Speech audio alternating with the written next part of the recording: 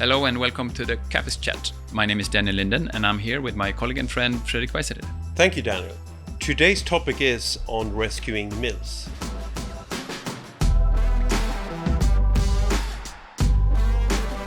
You can never have extraordinary feelings about locations like you do for your kids. I mean, if you have a child that has challenges that you need to spend a lot of time with that child, and you need to spend all your resources on that child, and maybe a lot less on the child that has everything going for him or her. So you have a child that needs your support a lot. Then you need to give that to them. But if you have a mill, a plant that is not doing well at all, you can't give 70% of your resources into that mill, because that's going to drain your company. The challenged child gets more support, the challenged mill gets closed. Exactly, that is, and you do not do that to kids, but you do that in business. Yeah. And that is something that companies have to become really good at, to understand.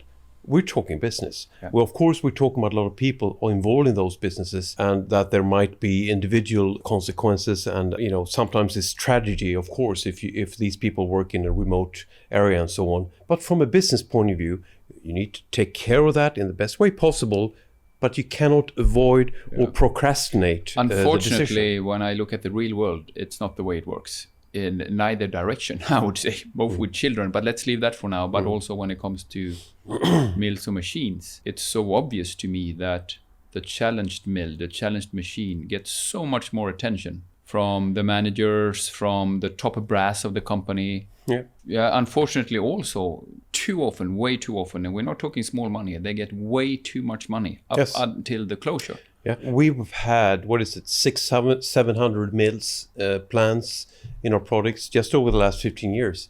And we can see clearly that approximately 30% of the most important resources that a company has goes into that one mill. And what type of resource is that? Is that what you would call management attention? Yeah, exactly. Yeah, experts, management, operational lead, and all of that. They spend 30% on that mill that is worth nothing. Yeah. And that is affecting the company a lot more than they understand, because they don't see that they need to take a more dramatic decision, like shutting down the location. Because when a mill is 5 minutes to 12, the mill can still be, from a financial P&L point of view, the mill can still be really profitable.